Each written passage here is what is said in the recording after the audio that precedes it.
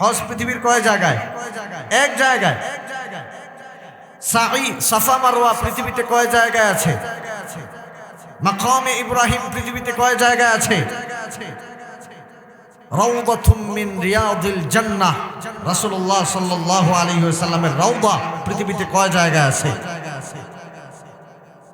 তো সব যদি এক হয়, আমরা পাঁচ কেন? সব যদি এক হয়, আমাদের মধ্যে বিভক্ত কেন? সব কিছু যদি আমাদের একটাই হলো, ভাই আমরা সকলে জান্নাতে যেতে চাই না জাহান্নামে? কথা বলেন। যাদের টুপি লম্বা কোথায় যেতে চায়? কথা বলেন। যাদের টুপি গোল কোথায় যেতে চায়? যার টুপি পাঁচকুলি কোথায় যেতে চায়? যার টুপি তিনকুলি কোথায় যেতে চায়? যার টুপি একটু উঁচা কোথায় যেতে চায়? যার টুপি একটু নিচা কোথায় যেতে চায়? সবাই জান্নাতে। তাহলে কেন আমাদের মধ্যে এই বিভেদ? কেন আমাদের মধ্যে আজকের এই ফাটল, আজকের এই ভাঙ্গন? এই ফাটল আর ভাঙ্গনের কারণে আজকে ইসলাম নেই সমাজে, আর জালেমরা আজকে সমাজ পরিচালনা করতেছে, আর ইসলাম এবং মুসলিমরা আজকে মাজলুমের অবস্থা আছে। ঠিক কি অবস্থা? আমার ভাইরা, আল্লাহ রাব্বুল আলামিন ভালো করেই জানেন মানুষ বিভক্ত হয়ে যাবে, মানুষের মধ্যে ঐক্য থাকবে না। আল্লাহ তাআলা ভালো করেই জানেন এই কোরআনকে নিয়ে মানুষ বিভক্তি করা শুরু করবে। আল্লাহ ভালো করেই জানেন রাসূলুল্লাহ সাল্লাল্লাহু আলাইহি ওয়াসাল্লামকে নিয়ে মানুষ বিভক্তি করবে। এজন্য আল্লাহ আগেই মানুষকে সচেতন করেছেন, সতর্ক করেছেন। কোরআনের অসংখ্য আয়াতে মানুষকে সংঘবদ্ধ থাকার কথা বলেছেন।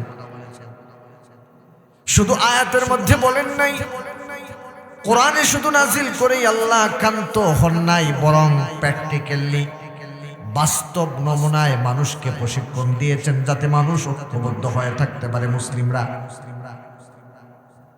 তাই তো আল্লাহ রাব্বুল আলামিন প্রথমে কোরআনে আমাদেরকে আদেশ করতেছেন, ওয়া'তাসিমু বিহাবলিল্লাহি জামিআন ওয়া লা তাফাররাকু। আল্লাহ রাব্বুল আলামিন বলছেন, হে পৃথিবীর সকল ঈমানদারেরা, তোমরা ঐক্যবদ্ধভাবে আল্লাহর এই রজ্জুকে, কোরআনকে তোমরা আঁকড়ে ধরো। সুবহানাল্লাহ। ঐক্যবদ্ধভাবে না আলাদাভাবে? নাকি বলছেন যারা লম্বা টুপি তোমরা আলাদা রশিতে ধরো, যারা গোল টুপি তোমরা আলাদা রশিতে ধরো, যাদের টুপি একটু উঁচা তোমরা আলাদা রশিতে, যাদের টুপি পাঁচকুলি তোমরা আলাদা রশিতে? এমন কোন কথা কোরআন এবং হাদিসের কোথাও আছে? আমার ভাইয়েরা, বাবারা, এইভাবে আল্লাহ রাব্বুল আলামিন পৃথিবীবাসীকে, বিশেষ করে ঈমানদারদেরকে ঐক্যবদ্ধ থাকার জন্য বিভিন্ন ভাবে আদেশ করেছেন। রাসূলুল্লাহ সাল্লাল্লাহু আলাইহি ওয়াসাল্লাম তার উম্মতকে ঐক্যবদ্ধ থাকার জন্য আদেশ করেছেন। যারাই আমি রাসূলের উম্মত দাবি করবে তারাই যাতে ঐক্যবদ্ধ থাকে, যারাই আল্লাহর গোলাম দাবি করবে তারাও যাতে ঐক্যবদ্ধ থাকে, যারাই কোরআনটাকে আঁকড়ে ধরবে তারাও যাতে ঐক্যবদ্ধ থাকে। এই কথাগুলো কোরআন হাদিসের মধ্যে আছে না? না। এবার আল্লাহ রাব্বুল আলামিন সূরাতুল হুজুরাতের মধ্যে এবার আল্লাহ তাআলা বলতেছেন, তোমরা যারা ঈমান এনেছো, ঈমানদার হয়েছো, মুমিন হয়েছো, ইন্নামাল মুমিনুনা ইখওয়া। যারা ঈমানদার তোমাদেরকে একটা মূলনীতি শিখায়া দেই, সেটা হলো পৃথিবীর যত ঈমানদার আছে তারা সকলেই এক, পরস্পর তারা ভাই ভাই। সুবহানাল্লাহ। সব ঈমানদার ভাই। এখন আপনি যদি নিজেকে ঈমানদার মনে করেন, আপনি আমার, বুঝেন নাই কথা? আমি যদি ঈমানদার দাবি করি, আমি যদি কালেমা পড়ি লা ইলাহা ইল্লাল্লাহ মুহাম্মাদুর রাসূলুল্লাহ, আমি যেই কালেমা পড়েছি আপনিও সেই কালেমা পড়েছেন, আপনি বলেছেন আল্লাহ ছাড়া কোনো ইলাহ নাই, আমিও বলেছি আল্লাহ ছাড়া কোনো ইলাহ নাই, আপনি বলেছেন মুহাম্মদ রাসূলুল্লাহ সাল্লাল্লাহু আলাইহি ওয়াসাল্লাম আল্লাহ তাআলার রাসূল, আমিও সেই বক্তব্য দিয়েছি। ও ভাই, আপনি বলেছেন আল্লাহ ছাড়া আপনার কোনো মাবুদ নাই, আমিও বলেছি আল্লাহ ছাড়া কোনো মাবুদ নাই। আপনি বলেছেন অনুসরণযোগ্য পৃথিবীর আল্লাহ রাব্বুল আলামিনের পক্ষ থেকে প্রেরিত মুহাম্মদুর রাসূলুল্লাহ সাল্লাল্লাহু আলাইহি ওয়াসাল্লামের অনুসরণ করা আমার জন্য, আপনার জন্য, সকলের জন্য ফরজ। সেটা আপনিও মেনে নিয়েছেন, আমিও মেনে নিয়েছি। সব কিছু যদি এক হয়, তাহলে আমাদের মধ্যে যারা ফাটল ধরায় আর ফাটল ধরানোর বক্তব্য যারা দেয়, নিঃসন্দেহে তারা ইসলামকে ভালোবাসে না, তারা কোরআনকে ভালোবাসে না, তারা রাসূলুল্লাহকে ভালোবাসে না, বরং মুসলিম উম্মার মধ্যে ফাটল সৃষ্টি করে তারা তাদের ফায়দা লুটার জন্য পকেট বাড়ি করার ধান্দায় আছে। ঠিক কিনা? আমরা মানুষের মধ্যে ফাটল সৃষ্টি করার ওয়াজ করি না, মানুষের মধ্যে ফাটল সৃষ্টি করার বক্তব্য আমরা দেই না, বরং বলি ভাই আসেন আপনার পাটা সামনে দেন, আপনার পায়ে ধরি, তবু আপনি আর আমি এক থাকি, যাতে ইসলামকে নিয়ে কেউ চিনিমিনি খেলতে না পারে। আর কিছু মানুষ আছে মাইক পেলেই অমুক কাফের, অমুক কাফের, অমুক কাফের, এমন কিছু হুজুর সমাজে আছে না? আমার ভাইরা বাবারা, রাসূলুল্লাহ সাল্লাল্লাহু আলাইহি ওয়াসাল্লাম একটা জামাত গঠন করে গেলেন, দুনিয়া থেকে বিদায় নিলেন। সেই জামাতের নাম হলো জামাতে সাহাবা। নাম কি ভাই? সাহাবাদের জামাত, ১০০ লক্ষ সাহাবী। এই ১০০ লক্ষ সাহাবী, ১০০ লক্ষ সাহাবীকে নিয়ে একটু যাচাই বাছাই করেন, যারা নাকি সরাসরি রাসূলুল্লাহ সাল্লাল্লাহু আলাইহি ওয়াসাল্লামের হাতে হাত রেখে ইমানদার হয়েছেন, যারা নাকি নবীজির হাতে হাত রেখে ইমানদার হয়েছেন। আরে যারা নাকি রাসূলুল্লাহর চেহারা মুবারক একবার নয় ১০০০ বার দেখেছেন, যারা নাকি নবীজির পিছনে নবীজির ইমামতিতে নামাজ আদায় করেছেন। আল্লাহু আকবার। এই সমস্ত সাহাবীদের দিকে তাকান। সব সাহাবারা ঐক্যমত সব বিষয়ে ছিলেন, বিষয়টা এমন না। সাহাবাদের মধ্যেও মত পার্থক্য ছিল কি ছিল না? সাহাবাদের মধ্যে হাত কোথায় বাঁধবেন এটা নিয়ে সাহাবাদের মধ্যে ইখতিলাফ আছে না নাই? সাহাবাদের মধ্যে আমিন জুড়ে হবে না আসতে হবে এটা নিয়ে সাহাবাদের মধ্যে মতানৈক্য আছে না নাই? আরে কত মতানৈক্য, কত মতানৈক্য। আম্মা জান আয়েশা সিদ্দিকা রাদিয়াল্লাহু তাআলা আনহা, কত বড় বাপের একজন মুহাদ্দিসা, অসংখ্য সাহাবীদের উস্তাদ, পুরুষ সাহাবীরা পর্যন্ত আম্মা জান আয়েশার কাছে যায় ইলম শিক্ষা করতেন। সুবহানাল্লাহ। আম্মা জান আয়েশা, আরেকজন সাহাবী আব্দুল্লাহ ইবনে মাসউদ রাদিয়াল্লাহু তাআলা, দুইজন প্রখ্যাত মুহাদ্দিস সাহাবীদের মধ্যে, দুইজন প্রখ্যাত মুহাদ্দিস। আমার ভাইরা বাবারা খেয়াল করে দেখেন, একটা মাসআলা নিয়ে দুইজনের অবস্থা কেমন, অবস্থান কোন পর্যায়ে, একটা উদাহরণ দেই। আম্মা জান আয়েশা সিদ্দিকা রাদিয়াল্লাহু তাআলা আনহা বর্ণনা করতেছেন, আইয়ুমা ইমরাআতুন নাকাহাত বিগাইরি ইযনি ওয়ালিহা ফানিকাহুহা বাতিলুন বাতিলুন বাতিল। কোন মেয়ে যদি তার অভিভাবকের অনুমতি ছাড়া বিবাহ বন্ধনে আবদ্ধ হয়, তার বিয়ে বাতিল বাতিল বাতিল। কয়বার বলছেন? কে বলছেন? আম্মা জান আয়েশা সিদ্দিকা রাদিয়াল্লাহু তাআলা আনহা। আপনার মতো আর আমার মতো মানুষ, বুঝেন নাই মনে হয় কথা? আমার মতো আপনার মতো মানুষ, সাধারণ মানুষ নাকি শ্রেষ্ঠ মানুষ? শ্রেষ্ঠ মানুষদের, রাসূলুল্লাহর সহধর্মী। তিনি বলতেছেন বাতিল বাতিল বাতিল, বিয়ে হয় নাই। আরেক সাহাবী প্রখ্যাত মুহাদ্দিস, নবীজি থেকে অসংখ্য হাদিস বর্ণনা করেছেন, যে কয়েকজন সাহাবী বড় মাপের আলেম ছিলেন, তার মধ্যে অন্যতম ইবনে মাসউদ রাদিয়াল্লাহু তাআলা আনহু। উনি বর্ণনা করতেছেন, আল আইনু আহাক্কু বিনাফসিহা মিন ওয়ালিয়্যিহা। আরে তার বিয়ে সে করবে, তার অভিভাবক আবার কে? দুইজনের ফতোয়া এক না ভিন্ন? একজনে বলতেছেন বিয়ে হয় নাই, আরেকজন বলতেছেন অভিভাবক আবার কে? তার লাইফ, তার জীবন, সে সিদ্ধান্ত নেবে। কিসের অনুমতি? আচ্ছা, দুইজনের ফতোয়া এক না ভিন্ন? এটা কি সাধারণ বিষয় না জটিল বিষয়? একজনে বলছেন বিয়ে হয়ই নাই, আরেকজনে বলছেন বিয়ে কেন হবে না, বিয়ে তো অবশ্যই হবে। দুইজনের ফতোয়া দুই রকম, কিন্তু আমি চ্যালেঞ্জ দিলাম তাদের দুইজনের বক্তব্য যাচাই করতে থাকেন। কোনদিন আম্মা জান আয়েশা সিদ্দিকা রাদিয়াল্লাহু তাআলা আনহা ইবনে মাসউদ রাদিয়াল্লাহু তাআলা আনহুকে কাফির বলা তো দূরের কথা, গুমরা পথভ্রষ্ট করা বলা তো দূরের কথা, ইবনে মাসউদ ভুলের উপরে আছেন সেটাই বলেন নাই, বলেছেন আমি যে এটা সঠিক পেয়েছি রাসূল থেকে সেটাই বলেছি। আর ইবনে মাসউদ কোনদিন আম্মা জান আয়েশা সিদ্দিকার বিরুদ্ধে ফতোয়াবাজি করেন নাই, বলেছেন আমি যা শিখেছি রাসূল থেকে, আমি যা পেয়েছি তার উপরে আমি বক্তব্য দিয়েছি। এত বিশাল ইখতিলাফের পরেও তাদের মধ্যে কোনো ভাঙ্গন ছিল না, তাদের মধ্যে কোনো আপনার দলাদলি ছিল না, তাদের মধ্যে কোনো হিংসা বিদ্বেষ ছিল না। তারা মাসআলাগতভাবে ইখতিলাফ করেছেন, কিন্তু তারা ইফতিরাক করেন নাই, দলে দলে বিভক্ত হন নাই।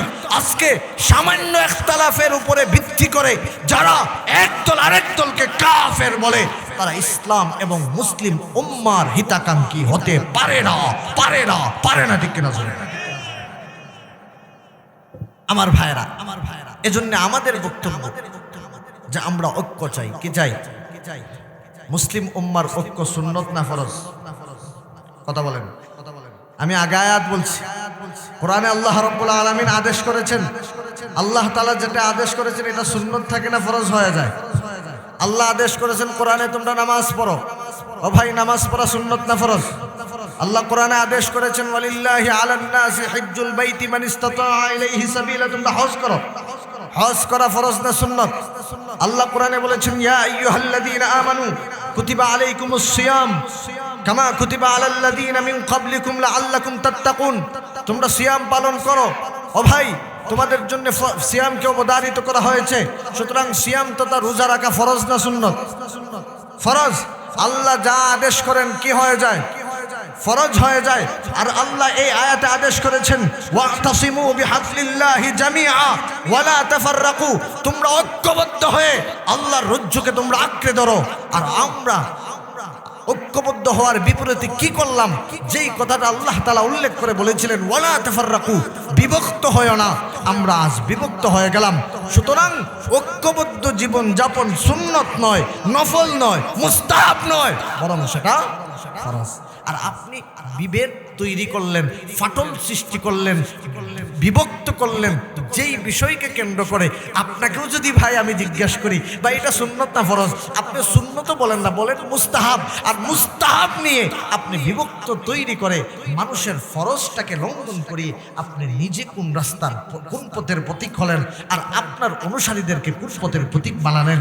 সুতরাং আমরা বলতে চাই হিংসা নয়, বিদ্বেষ নয়, আসুন ঐক্যবদ্ধ হই।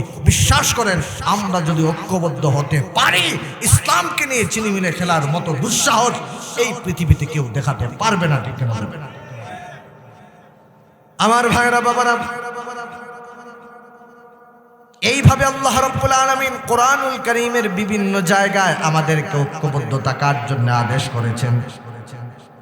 সূরাতুশ শুআরা 13 নম্বর আয়াত আল্লাহ রাব্বুল আলামিন বলতেছেন আন আকিমুদ্দীন ওয়ালা তাতাফাররাকু, তোমরা দিন প্রতিষ্ঠা করো আর এই দিন প্রতিষ্ঠার কাজে তোমরা বিভক্ত হইও না, দলাদলি করিও না, সবাই ঐক্যবদ্ধ থাকবে। ও ভাই, আজকে এই দিন প্রতিষ্ঠার কাজ বাদ দিয়ে, ইসলামের রজ্জুকে আঁকড়ে ধরার কাজ বাদ দিয়ে এত বড় একটা ফরজ বিধানকে লঙ্ঘন করে আমরা সুন্নতার মুস্তাহাবের জন্য দলে দলে বিভক্ত হয়ে গেলাম। নবীজির সামনে কি চেহারা নিয়ে হাসরের মাঠে দাঁড়াবেন চিন্তা করার সময় আছে না? এখনো সময় আছে। এইভাবে আল্লাহ তাআলা বিভিন্ন জায়গায় আদেশ করেছেন। এবার প্র্যাকটিক্যালি আল্লাহ রাব্বুল আলামিন আমাদেরকে ঐক্যবদ্ধ থাকার জন্য প্রশিক্ষণ দিতেছেন। এবার আমার কয়েকটা প্রশ্নের জবাব দিবেন। ও ভাই, একটা গ্রামে হাজার হাজার মানুষ, সেই গ্রামের সংস্কার করার জন্য হাজার হাজার মানুষের দরকার নাই। আমরা যতজন এখানে উপস্থিত আছি, এই কয়েকজন মানুষ যদি সিদ্ধান্ত নিতে পারি এই গ্রামটাকে কোরআনময় করব, আল্লাহর কসম 313 জন যদি এত বিশাল সশস্ত্র 1000 বাহিনীর মোকাবেলায় বদরের যুদ্ধে আল্লাহর পক্ষ থেকে যদি সাহায্য আসে, আজকেও যদি আমরা আল্লাহর রজ্জুকে আঁকড়ে ধরতে পারি, আজকেও সেই আল্লাহর সাহায্য আসতে পারে কি পারে না? এবার খেয়াল করে দেখেন, আল্লাহ প্রশিক্ষণ দিতেছেন আমাদেরকে। আমরা প্রতিদিন 5 ওয়াক্ত নামাজ পড়ি। এই 5 ওয়াক্ত নামাজ আমাদের জন্য সুন্নত না ফরজ? এবার আসুন, 5 ওয়াক্ত নামাজটা জামাতের সহিত মসজিদে এসে আদায় করা হানাফি মাযহাব অনুযায়ী ওয়াজিব, আবশ্যক, আসতেই হবে, বাধ্য। খেয়াল করবেন বিষয়। আমি যদি প্রশ্ন করি কেন আমি আমার ঘরে নামাজ পড়ব, আমি আমার ভাষায় নামাজ পড়ব, আমি কেন মসজিদে এসে নামাজ পড়ব, এই প্রশ্ন কেউ যদি করে, তাকে আপনারা ইসলামের পক্ষে বলবেন না বিরুদ্ধে বলবেন? সে কি ইসলাম বুঝলো না উল্টা বুঝলো? ও ভাই, সেই প্রশ্ন কেউ করে না। সকলেই বলে না মসজিদে নামাজ পড়া ওয়াজিব, কেউ সুন্নতে মুআক্কাদা। দেখেন, প্রতিদিন 5 ওয়াক্ত আল্লাহ রাব্বুল আলামিন আমাদেরকে একটা মসজিদে নিয়ে আসলেন। এই গুমগুমিয়া গ্রামের হয়তো একাধিক মসজিদ আছে, একাধিক মসজিদে বিভিন্ন মহল্লায় বিভক্ত হয়তো আছে। সুবিধার্থে একাধিক মসজিদ থাকতেই পারে, কারণ দূর হওয়ার কারণে অনেকে হয়তো মসজিদের জামাত তরফ করতে পারে। এবার প্রত্যেকটা মহল্লায় যখন মুয়াজ্জিন সাহেব যখন নামাজের জন্য ডাকলেন, হাইয়া আলাস সালাহ, হাইয়া আলাল ফালাহ, নামাজের দিকে আসো, সফলতার দিকে আসো। ও ভাই, যখন নাকি মুয়াজ্জিন সাহেবরা ডাকেন, তখন প্রত্যেকটা মসজিদে আমরা ঐক্যবদ্ধ হই কি হই না? এবার ঐক্যবদ্ধ হওয়ার পরে ধরেন গুমগুমিয়া মসজিদে আমরা ঢুকলাম, অথবা ধরেন নবীগঞ্জ কেন্দ্রীয় জামে মসজিদে আমরা ঢুকলাম, অথবা নবীগঞ্জ মদিনা মসজিদে আমরা ঢুকলাম। কথার কথা উদাহরণ। ঢুকার পরে মসজিদে এমন কোন মসজিদ আছে কিনা যে এখানে লম্বা টুপির লোক যাতে না ঢুকে? বুঝেন না কথা? লেখা আছে এখানে 5 কল্লি ঢুকা নিষেধ। কথা বলে না? এখানে গুল টুপি ঢুকা নিষেধ। এর মানে সকলে ঐক্যবদ্ধ হয়ে আল্লাহর পায়ে সিজদা দেওয়া লাগবে, নিষেধ দেওয়া যাবে না। সকলে মিলে টুপি যেমনই হোক, দাড়ি যেমনই হোক, চেহারার পোশাক যেই কালারের হোক না কেন, পাগড়ি সবুজ আর কালো আর সাদা যেই কালার হোক না কেন, সকলে এক কাতারে দাঁড়াইয়া আল্লাহর সামনে হাজিরা দিয়া আল্লাহর পায়ে সিজদা দিয়ে আল্লাহকে বুঝাতে হবে, রব্বুল আলামিন তাকায়া দেখেন, আমরা হয়তো টুপি একরকম না, হয়তো আমাদের জুব্বার কালার এক না, হয়তো বা আমরা হাত সকলে এক জায়গায় বাঁধি নাই, হয়তো বা আমরা সিজদায় যাওয়ার সময় সকলে হাঁটু আগে দেই নাই, কেউ হাঁটু আগে দিছি, কেউ হাত আগে দিছি, কিন্তু তাকায়া দেখেন আমরা সবাই ঐক্যবদ্ধ এক কাতারে দাঁড়ায় গেছি। ধনী গরিবের বিভেদ নাই, সাদা কালোর বিভেদ নাই, ও ভাই লম্বা খাটোর বিভেদ নাই। এই বলে আল্লাহর সামনে আমরা হাজিরা দেওয়া লাগে কি লাগে না? আরে কি নামাজ পড়লাম, 40 বছর যাবত নামাজ আদায় করতেছি, 50 বছর যাবত নামাজি, কত নামাজ পড়লাম, আজ পর্যন্ত এইটা বুঝলাম না প্রতিদিন 5 বার আল্লাহ আমাকে ঐক্যবদ্ধ থাকার প্রশিক্ষণ দিতেছে। 5 বার ঐক্যবদ্ধ থাকার জন্য প্রশিক্ষণ আল্লাহর পক্ষ থেকে দেওয়া হচ্ছে কি হচ্ছে না? কিন্তু আমরা এমন কপাল পোড়া এক জাতি, মসজিদে যাইয়া এক কাতারে নামাজে দাঁড়াই। এই যে দেখেন আমার সভাপতি সাহেব চাচা, ওনার টুপি দেখেন, এরপরে সভাপতি সাহেবের টুপি দেখেন, আমার টুপি দেখেন, এরপরে সভাপতি সাহেব। আমরা এখানে কয়জন বসে আছি এক কাতারে? 4 জন। 4 জনের টুপি কি সেম? কথা বলে না?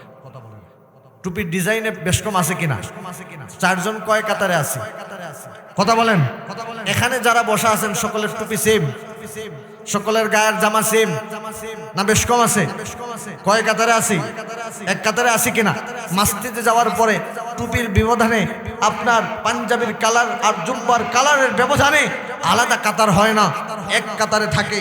আল্লাহর কাছে বুঝাই, আল্লাহ দেখেন টুপি ভিন্ন হতে পারে, পাঞ্জাবি ভিন্ন হতে পারে, পাগড়ির কালার ভিন্ন হতে পারে, কিন্তু আমরা ঐক্যবদ্ধ। এই কথা বুঝাইয়া যখন মসজিদ থেকে বের হইয়া তাকায় বলি, দেখ ওয়াহাবির বাচ্চা যাইতেছে, বুঝলেন না? এরকম নাই মনে হয়। আর আরেক পার্টি কয়, দেখ সুন্নির বাচ্চা। নাউযুবিল্লাহি মিন যালিক। নবীজির সুন্নাত যারা মানে, যারা নবীজির সুন্নার অনুসারী, তাদেরকে কি বলেন? কথা বলেন, সুন্নি। আর আপনি বলতেছেন সুন্নির বাচ্চা, একটা গালি বানাইলেন, নবীজির সুন্নতের শব্দটাকে গালি বানাইলেন। আল্লাহর 99টা নামের একটা নাম ওয়াহাব, সেই ওয়াহাবকে গালি বানাইলেন। আল্লাহর কসম, যারা নবীজির সুন্নতকে গালি হিসাবে ব্যবহার করে, আল্লাহর সিফাতি নামকে গালি হিসাবে ব্যবহার করে, তারা প্রকৃত গোলাম আর নবীর উম্মত হতে পারে না, পারে না, পারে না। ঠিক কিনা বলেন? আজকে আমরা সেই কাজটাই। আমার ভাইরা বাবারা, এবার খেয়াল করে দেখেন ভাইরা, কষ্ট করে সামনে আসেন। সাইডে মানুষ বেশি, সামনে মানুষ কম হইলে তো এটা সুন্দর লাগে না। আসছেন যেহেতু আলহামদুলিল্লাহ, কোরআনের জন্য আল্লাহ আপনাদেরকে কবুল করছে। আসেন, সামনে আসেন, সুন্দর লাগবে ইনশাআল্লাহ, চমৎকার লাগবে, অনেক মানুষ, তাই আলহামদুলিল্লাহ। সামনে আসেন, সাইডে না বসে সামনের দিকে আসেন ইনশাআল্লাহ। মাশাআল্লাহ। খেয়াল করে শুনেন, প্রতিদিন ঐক্যবদ্ধের প্রশিক্ষণ আল্লাহ দিতেছেন কয়বার? উত্তর দেওয়া লাগবে কয়বার? 5 বার প্রশিক্ষণ নেই। প্রশিক্ষণ থেকে বের হইয়া তার পক্ষে, তার অনুকূলে কাজ করি না উল্টা কাজ করি। যদি উল্টা কাজ করি, এটা আল্লাহর সাথে ধোঁকাবাজি হয় কি হয় না? 50 বছর যাবত আল্লাহর সাথে ধোঁকাবাজি করে আসতেছি। কি নামাজ পড়ল? গেল প্রতিদিন 5 বার। সপ্তাহে এবার আল্লাহর পক্ষ থেকে একটা সূরা নাজিল করলেন। সূরার নাম হলো সূরাতুল জুমআহ। সূরাতুল জুমআহ। আমার ভাইরা বাবারা, এবার সূরাতুল জুমআতে আল্লাহ রাব্বুল আলামিন বলতেছেন, ইয়া আইয়ুহাল্লাযীনা আমানু, হে ঈমানদাররা খেয়াল করে শোনো, ইযা নুদিয়া লিস-সালাতি মিন ইয়াউমিল জুমআহ ফাসআউ ইলা যিকরিল্লাহ। জুমার দিন যখন তোমাকে সালাতের জন্য আহ্বান করা হয়, ফাসআউ ইলা যিকরিল্লাহ, তখন তুমি দৌড়াইয়া আল্লাহর জিকিরে, আল্লাহর স্মরণের দিকে তুমি দৌড়ায় আসো। আল্লাহ রাব্বুল আলামিন এবার জুমআ পড়ার জন্য আমাদেরকে কিছু শর্ত দিয়েছেন। প্রতিদিন 5 ওয়াক্ত নামাজের জামাত, জামে মসজিদ লাগবে না, একটা পাঞ্জাগানা মসজিদেও পড়া যায়, মাদ্রাসার কোনো একটা রুমেও পড়া যায়, যে কোনো বিল্ডিং এর কোনো একটা রুমে পড়া যায়। রাস্তায় আছি 5-7 জন একসাথে হয়ে গেছি, 5-7 জন মিলে একটা জামাতে নামাজ পড়া যায় 5 ওয়াক্ত। কিন্তু জুমা যে কোনো জায়গায় পড়া যায় না। এবার ছোট জামাত 3 জন 5 জন 7 জনে যে পড়বা, বিষয়টা এমন নয়। এবার আল্লাহর বক্তব্য হলো, এলাকার সকল মানুষ মিলে এক জায়গায় আসো, সেই জায়গার নাম হলো জামিয়া মসজিদ। খেয়াল করে শুনবেন, জামিয়া মসজিদ অর্থাৎ ঐক্যবদ্ধ হওয়ার মসজিদ। সুবহানাল্লাহ বলেন। নাম কি? জামিয়া মসজিদ। জামিয়া মানে কি? একত্রিত, এক হওয়ার মসজিদ, এক হওয়ার জায়গা।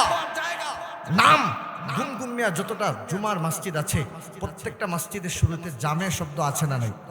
জামিয়া মানে কি? ঐক্যবদ্ধ হওয়া, একত্রিত হওয়ার মসজিদ। নাম দিলেন ঐক্যবদ্ধ হওয়ার মসজিদ। এখানে আসলেনও সবাই, নামাজ পড়লেনও সবাই, তারপরে নামাজ থেকে বের হয়ে বিভেদ করলেন, আল্লাহর সাথে ধোঁকাবাজি করলেন কি করলেন না? এবার দেখেন, জামিয়া মসজিদে আমরা যেই নামাজটা পড়ি প্রতি সপ্তাহে একদিন, এই নামাজের নামটা একটু বলেন। নামাজের নামটা বলেন। সলাতুল জুমআহ। বলেন, নাম কি? সলাতুল জুমআহ। সলাত মানে নামাজ, সলাতুল জুমআহ। জুমআ মানে একত্রিত হওয়া, ঐক্যবদ্ধ হওয়া। ঐক্যবদ্ধ হওয়ার নামাজ, আল্লাহ সেই নামাজের নামটাই দিলেন ঐক্যবদ্ধ হওয়ার নামাজ। ও ভাই, প্রতি সারা বছরে, সারা জীবনে আপনি যতটা সপ্তাহ পেয়েছেন, প্রত্যেকটা সপ্তাহে আল্লাহ আপনাকে এমন একটা নামাজ দিলেন, যেই নামাজের নামই হলো সলাতুল জুমআহ, ঐক্যবদ্ধ হওয়ার নামাজ। এমন একটা জায়গা দিলেন পড়ার জন্যে, যেই জায়গার নাম জামিয়া মসজিদ, ঐক্যবদ্ধ হওয়ার স্থান। এমন এক দিনে পড়তে হবে, দিনের নাম ইয়াউমুল জুমআহ, ঐক্যবদ্ধ হওয়ার দিন। ও ভাই, এমন ভাবে পড়তে হবে, একা পড়লে হবে না, ঐক্যবদ্ধভাবে জামাতের সাথে পড়তে হবে।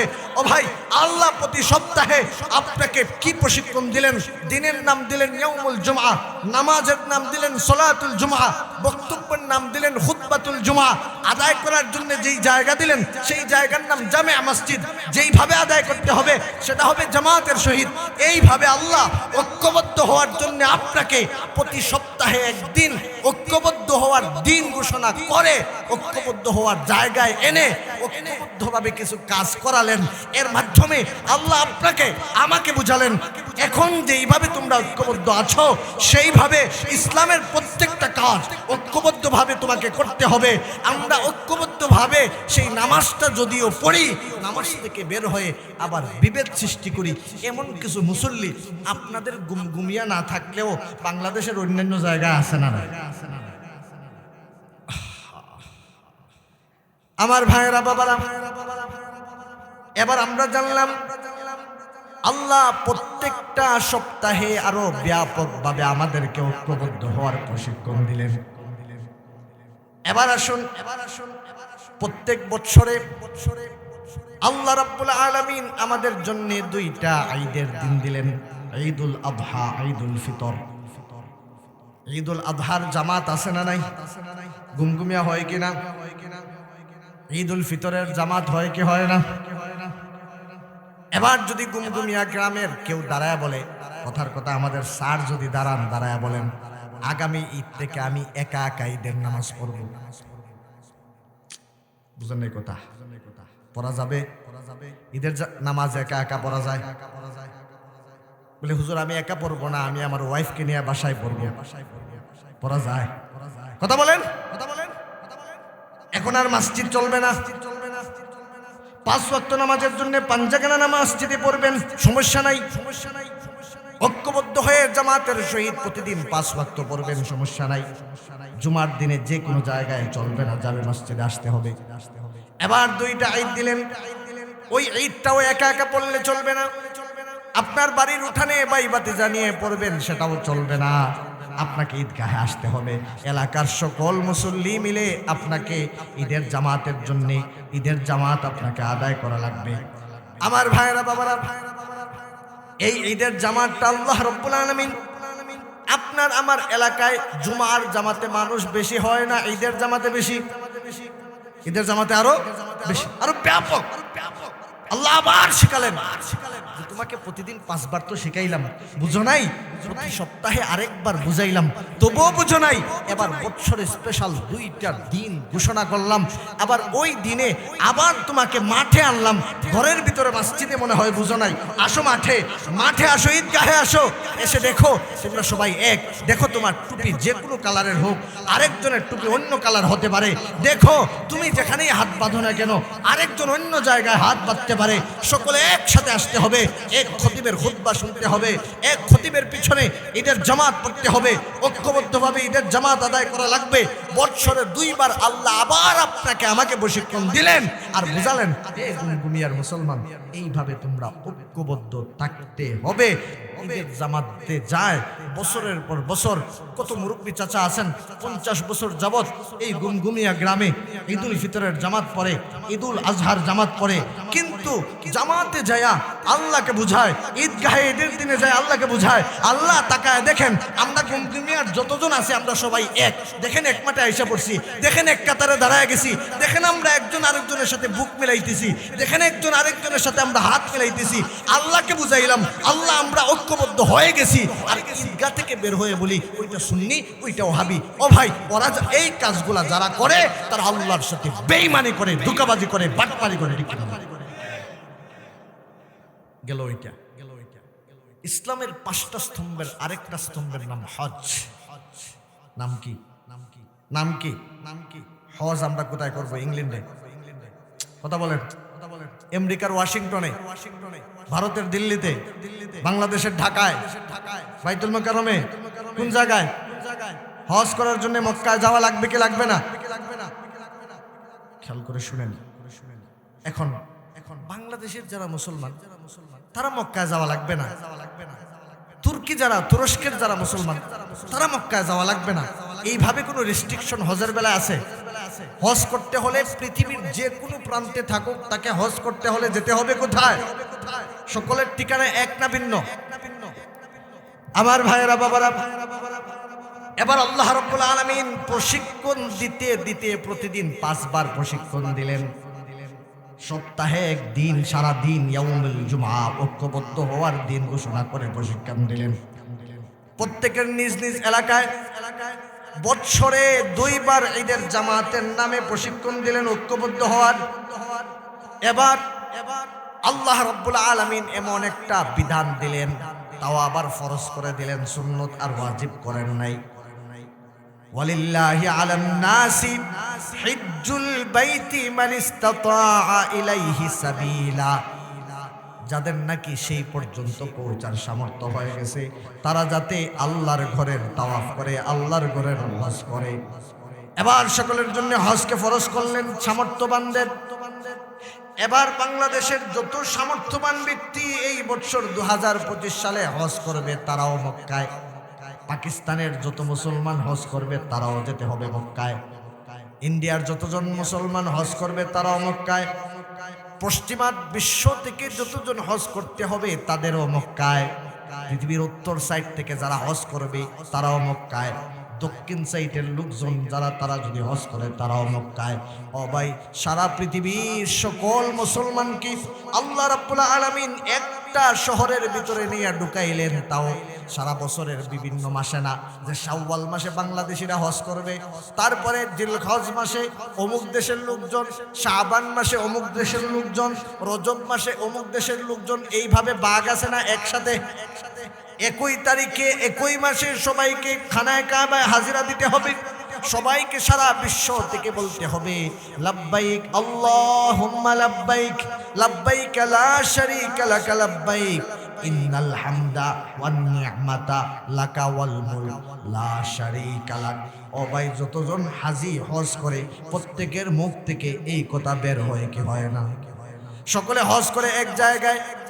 এবার 9 জিলহজ যতজন সারা বিশ্ব থেকে যতজন হাজি হজ করার জন্য আসলো সকলে মিলে এবার আরাফার মাঠে উপস্থিত হওয়া লাগবে। ও ভাই, সেখানে যায় যদি কর আমি তো দাঁড়াই, আমি মনে হয় আরাফার মাঠে যাওয়া লাগবে না, আমি তো বৈশা মিলাদ পড়ি, আমার মনে হয় আরাফার মাঠে যাওয়া লাগবে না, এই কথা কেউ বলে? কথা বুঝেন? যারা দাঁড়ায় তারাও আরাফায় 9 তারিখ, কথা বলেন। যারা বসে তারাও, যারা বুকে হাত বাঁধে 9 তারিখ তারা কোথায়? যারা নাবির নিচে হাত বাঁধে তারা 9 তারিখ কোথায়? যাদের টুপি লম্বা তারা 9 জিলহজ কোথায়? যাদের টুপি পাঁচকুলি তারাও 9 জিলহজ কোথায়? সবাই আরাফায়, সবাই আরাফায়। তাকায় দেখেন, তাকায় দেখেন, তাকায় দেখেন পৃথিবীর কত দেশ থেকে মানুষ আসছে, তাকায় দেখেন কত লম্বা লম্বা মানুষ আসছে, তাকায় দেখেন কত খাটো খাটো মানুষ আসছে, তাকায় দেখেন কত সাদা সাদা মানুষ আসছে, তাকায় দেখেন কত কালো কালো মানুষ আসছে। কারোর মধ্যে কোনো ভেদাভেদ নাই, সবাই একসাথে, সবাই একসাথে এক মাঠে। এক খতিব দাঁড়ায় এবার খুতবা দিবেন, সকল বিশ্বের সকল মুসলমানদেরকে উদ্দেশ্য করে একজন খতিব দাঁড়ায় এবার বক্তব্য দিবেন, ভাষণ দিবেন। সকল হাজী সাহেবরা মনোযোগ দিয়ে ওই বক্তার বক্তব্য শুনবে, খতিব সাহেবের ভাষণ শুনবে। এই কাজ যখন শেষ, ও ভাই, এইভাবে হজ্জের যত কাজ আছে, সাই আছে, তাওয়াফ আছে, আরাফায় অবস্থান আছে, কুরবানি আছে, যত কাজ আছে সবগুলা সারা বিশ্বের মুসলমান ঐক্যবদ্ধভাবে করে কি করে না? আল্লাহ কত বড় প্রশিক্ষণ দিলেন। না না, শুধু গুমগুমিয়ার অমুক হাটের লোকজন ঐক্যবদ্ধ 5 ওয়াক্ত নামাজে হয়েছে শেষ নয়। প্রতিদিন গুমগুমিয়ার বড় বিশাল একটা এরিয়ার মানুষ জুমার নামাজে প্রতি সপ্তাহে আসতে হবে। শুধু সেখানে আসলেই শেষ নয়, গুমগুমিয়ার ঈদগাহে ঈদের জামাতে সারা এলাকার মানুষ 2 দিন বছরে আসতে হবে।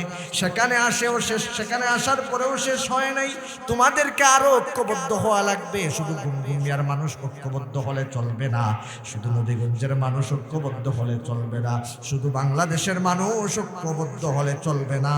সারা বিশ্ব থেকে মুসলমানকে এনে আরাফার মাঠে এক জায়গায় বসাইয়া আল্লাহ আবার সবক দিলেন, এই যে তোমরা ঐক্যবদ্ধ হইলা, সেইভাবে সারা বিশ্বে তোমরা ঐক্যবদ্ধ থাকবা।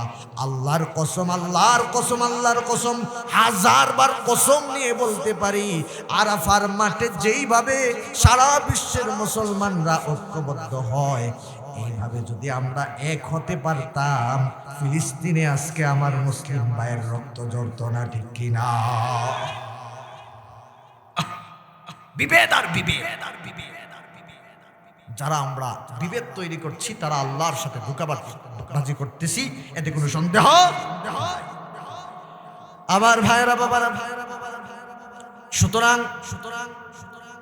আপনি যত আমল করেন না কেন, যদি মুসলিম উম্মার মধ্যে ফাটল ধরান, আপনি মুসলিম উম্মার হিতাকাঙ্ক্ষী নন। মুসলিম উম্মা কিভাবে ঐক্যবদ্ধ থাকবে সেটা আপনাকে করতে হবে। এবার রাসূলুল্লাহ সাল্লাল্লাহু আলাইহি ওয়াসাল্লাম যেই রাসূলের ইশক আর মহব্বতের কথা বলে বলে আমরা কত বেড়াই, কিন্তু সেই রাসূল সাল্লাল্লাহু আলাইহি ওয়াসাল্লাম কি বলেছেন এবার একটু খেয়াল করে শুনেন। নবীজি এবার বলতেছেন, আল মুসলিমু আখুল মুসলিম, পৃথিবীর সকল মুসলমান এক মুসলমান আরেক মুসলমানের ভাই। সুবহানাল্লাহ বলেন। ও ভাই, ভাই ভাই এক থাকবে না, বিভক্ত হবে। এবার আরো চমৎকার কথা শুনেন, নবীজি এবার কি ভাষায় বলতেছেন, কি উদাহরণ দিয়ে বলতেছেন। এবার নবীজি বলতেছেন, আল মুমিনুনা কাজাসাদিন ওয়াহিদিন। অন্য বর্ণনায় আসছে আল মুসলিমুনা কাজাসাদিন ওয়াহিদিন। পৃথিবীর যত মুসলমান আছে তারা একটা দেহের মতো। সুবহানাল্লাহ বলবেন না? যত মুসলমান আছে, কালেমা পড়েছে তো যত মানুষ আছে, কালেমা গ্রহণ করেছে এরকম যত নারী যত পুরুষ আছে, পৃথিবীর যে কোনো প্রান্তে হোক না কেন, নবীজি বলতেছেন কাজাসাদিন ওয়াহিদিন, একটা দেহের মতো। ও ভাই, একটা দেহ, আমার মাথা থেকে পা পর্যন্ত আমার পুরো দেহ একটা আরেকটার সম্পর্ক কিনা। এবার নবীজি ভেঙ্গে বলতেছেন, ইনিশতাকা আইনুহু ইশতাকা কুল্লুহু ওয়া ইনিশতাকা রাসুহু ইশতাকা কুল্লুহু। আরে একটা দেহের চোখে যখন ব্যথা হয় সারা দেহ সেটা জানে, অনুভব করে। চোখের ব্যথায় সারা দেহটা ব্যথিত হয়। একটা দেহের মাথায় যখন ব্যথা হয় সেই মাথার ব্যথায় সারা দেহ ব্যথিত হয়। হাত ছটপট করে, পা ছটপট করে। মাথা যখন ব্যথা ওঠে, পেটে খিদা লাগলেও পেট বলে এবার খাবার দেওয়ার দরকার নেই, মাথাকে আগে সান্ত্বনা দাও। ও ভাই, যখন মাথায় ব্যথা থাকে পা বলে আমি আর চলতে পারতেছি না। যখন মাথায় ব্যথা থাকে কণ্ঠের আওয়াজ বলে আমি আর বেশি সার্ভিস দিতে পারতেছি না। যখন মাথায় ব্যথা থাকে হাত বলে আমি খুব একটা চলতে পারবো না। ও ভাই, একটা দেহের মাথায় ব্যথা হলে সারা দেহ যেইভাবে অনুভব করে, আমার রাসূল সাল্লাল্লাহু আলাইহি ওয়াসাল্লাম তিনি বলে গিয়েছেন, আমার সারা বিশ্বের যত ঈমানদার আছে, যতজন মানুষ কালেমা পড়বে, সমস্ত ঈমানদার এইরকম একটা বডির মতো। এক বডির যে কোনো জায়গায় ব্যথা হলে সারা বিশ্বের সকল মুসলমান সেটা অনুভব করে, সেই ব্যথায় ব্যতীত হয়। আজকে আমরা দেখেছি ফিলিস্তিনে আমাদের কত মুসলিম ভাইদেরকে হত্যা করা হচ্ছে, মুসলিম নারীদেরকে কতভাবে নির্যাতন করা হচ্ছে, তাদের সম্মান হানি করা হচ্ছে, তাদের ইজ্জত হানি করা হচ্ছে। মুসলিম শিশুদেরকে কি নির্মমভাবে বোমা বিস্ফোরণ ঘটিয়ে তাদেরকে হত্যা করা হচ্ছে। আমরা কাশ্মীরের দিকে তাকাই, কত মুসলমানরা সেখানে নির্যাতিত। এইভাবে পৃথিবীর আনাচে খানাচে মুসলমানরা কতভাবে নির্যাতিত, কিন্তু আমরা সেই ব্যথাটা অনুভব করবো তো দূরের কথা। কত মুসলমান এমন আছে কোনোদিন শব্দটাও আমরা বলতে পারি নাই। আরে ভাই, ফালান আপনি ফিলিস্তিন আর কাশ্মীর আর আপনার আরকান সহ বিশ্বের বিভিন্ন জায়গা। আমার বাংলাদেশে কত আলেম নির্যাতিত হয়েছে, এক আলেমকে জেলে ঢুকায়, আমরা দেখেছি আরেক আলেম মিষ্টি বিতরণ করে। এমন কিছু দালাল মুনাফিক আলেম এই সমাজে আছে। নবীজি বলেছেন ইখতিলাফ থাকতে পারে, ইখতিলাফ থাকতে পারে। নবীজির একজন সাহাবী ওসমান রাদিয়াল্লাহু তাআলা আনহু, নবীজি কিছু সাহাবীদেরকে নিয়ে মক্কায় গেলেন, তাওয়াফ করে চলে আসবেন। ওসমান রাদিয়াল্লাহু তাআলা আনহুকে আগে পাঠালেন যে ওসমান তুমি যাও, যায় বলো আমরা যুদ্ধ করতে আসি নাই, আসছি তাওয়াফ করব, চলে যাব, আমাদেরকে একটু রাস্তা দিলেই হয়। ওসমান রাদিয়াল্লাহু তাআলা আনহু গেলেন। কাফেররা ওসমান রাদিয়াল্লাহু তাআলা আনহুকে আটকিয়ে রাখলো, ছাড়লো না। ওই দিকে গুজব উড়ানো হলো যে ওসমানকে কাফেররা হত্যা করেছে। নবী আলাইহিস সালাম উপস্থিত সাহাবীদেরকে ডাকলেন, বললেন ওসমানকে নাকি আমার ওসমানকে নাকি কাফেররা হত্যা করেছে, এবার কি করতে পারি? সকল সাহাবারা বললেন আমরা আমাদের হয়তো স্ত্রীদেরকে রেখে আসছি মদিনা মুনাওয়ারায়, হয়তো পরিবারের লোকদেরকে মদিনা মুনাওয়ারায় রেখে আসছি, হয়তো হাজার হাজার মুসলমানদেরকে মদিনায় রেখে আসছি, বিদায় নিয়ে আসতে পারি নাই, কারণ আমরা তো যুদ্ধের জন্য বের হই নাই। তারপরে বলি ইয়া রাসূলুল্লাহ, ইয়া হাবিবাল্লাহ, আমার এক ভাইকে কাফের নির্যাতন করবে, আমার এক ভাইকে কাফেররা হত্যা করবে, আর আমরা জীবন নিয়ে মদিনায় ফিরে যাব, সেটা হতে পারে পারে না। সুতরাং ওসমান হত্যার বদলা না নিয়ে আল্লাহর কসম আপনার হাতে হাত রেখে আমরা ওয়াদা করলাম, আমরা বায়াত করলাম, আমরা শপথ করলাম, ওসমান হত্যার প্রতিশোধ না নিয়ে মক্কা থেকে আমরা মদিনায় যাব না। আল্লাহর রাসূল সাল্লাল্লাহু আলাইহি ওয়াসাল্লাম সাহাবাদের বায়াত গ্রহণ করলেন।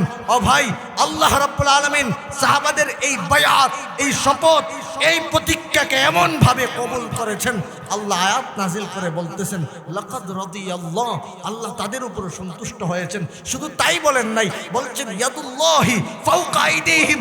উসমান হত্যার প্রতিশোধ নিতে যে সাহাবায়ে কেরাম আপনার হাতে হাত রেখে যারা ওয়াদা করেছে, শপথ করেছে, প্রতিজ্ঞা অঙ্গীকার করেছে, আমি আল্লাহ আরশ থেকে জানায়া দিলাম, যখন তারা হাত দিয়ে শপথ করেছিল তাদের হাতের উপরে আমি আল্লাহ আমার কুদরতি হাত তাতে রেখেছিলাম। সুবহানাল্লাহ। এই হলো ইসলামের মাতৃত্ব, মুসলমানদের ভ্রাতৃত্ব। আজকে যারা বিভেদ ঘটায় তারা মুসলমানদের হিতাকাঙ্ক্ষী হতে পারে না। সুতরাং আমার এই কথার অনুরোধ এটাই ছিল, আমি প্রথমে একবার বলেছিলাম যে আমি এই নবীগঞ্জ উপজেলারই কোনো এক গ্রামের সন্তান। আরেকটা বললে আমার কথা শেষ করে দিব, আপনাদেরই পরিচালিত প্রতিষ্ঠান এই দাখিল মাদ্রাসা থেকে আমি দাখিল পরীক্ষা দিয়েছিলাম। সুবহানাল্লাহ। সুতরাং আপনাদের সাথে আমার একটা সম্পর্ক আছে না নাই? কথা বলেন, আছে না নাই? আপনাদের কাছে আমার দাবি আছে, আপনাদের কাছে আমার অধিকার আছে। কি দাবি? আমাকে খাওয়াবেন, টাকা দিবেন না, ওই দাবি না, ওই অধিকার না। কিন্তু আপনাদের কাছে কিছু চাইতে পারি, অধিকার করতে পারি। আপনাদের কাছে আপনাদেরই সন্তান হিসাবে একটা জিনিসই চাইলাম, কিচ্ছু চাই নাই।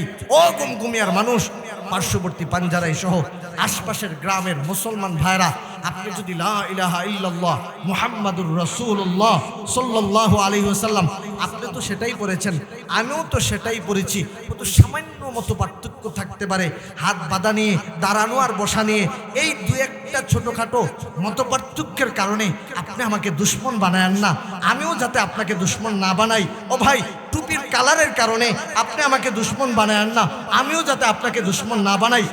টুপির ডিজাইনের কারণে আপনিও আমাকে দুশ্মন বানাবেন না, আমিও যাতে আপনাকে দুশ্মন না বানাই। আপনাদের কাছে আপনাদের সন্তান হিসাবে ওই একটা জিনিসই চাইলাম, আমি যাতে খবর পাই যে গুমগুমিয়া গ্রামের যত মুসলমান আছে সকল মুসলমান ঐক্যবদ্ধ হয়ে গেছে, আমরা পারবো তো ইনশাআল্লাহ। আল্লাহ তাআলা আমার এই মুসলিম ভাইদেরকে, চাচাদেরকে কবুল করুন, সবাই করে আমিন। সেই প্রত্যাশা রেখে হিলফুল ফুদুল যুব সংঘ, যুবকরা অক্লান্ত পরিশ্রম করে একটা আয়োজন করে, কোরআনের আয়োজন। এই যুবকগুলা চাইলে পারতো একটা গানের আয়োজন করতে, যুবকগুলা চাইলে আজকে একটা ক্লাব করে বিভিন্ন বেহায়াপনার আয়োজন করতে পারতো। এই যুবক ছেলেরা চাইলে কত অন্যায়, কত টুর্নামেন্টের আয়োজন করতে পারতো, হয়তো এগুলা করে কিনা জানি না, কিন্তু কোরআনের একটা মাহফিলের আয়োজন করেছে, যেখানে কোরআনের কথা হবে, যেখানে রাসূলুল্লাহ সাল্লাল্লাহু আলাইহি ওয়াসাল্লামের গুণগান গাওয়া হবে। সেই মাজলিস, এরকম মাহফিল, এরকম অনুষ্ঠান, এরকম আয়োজন যাতে যুবকরা করে, এটার জন্য মুরব্বী চাচাদের দায়িত্ব হলো তাদেরকে উৎসাহ দেওয়া, তাদের পাশে দাঁড়ানো, যে তোমরা কোরআনের আয়োজন করো। আর আমি মনে করি অত্র গ্রামে একটা মাহফিল, এটা আমার ব্যক্তিগত, একবারে একান্ত ব্যক্তিগত, আমার মাথায় বয়ান করতে করতে এই জিনিসটা আসছে, অত্র এলাকাকে নিয়ে ভাবার পরে আমি মনে করি এই গ্রামে একটা মাহফিল এমন হওয়া উচিত যেই মাহফিলে সব ঘরানার আলেম থাকবে। ঠিক কিনা? এটা আমি প্রস্তাব রেখে গেলাম, যে কোনো সময় সকল ঘরানার আলেম থাকবে।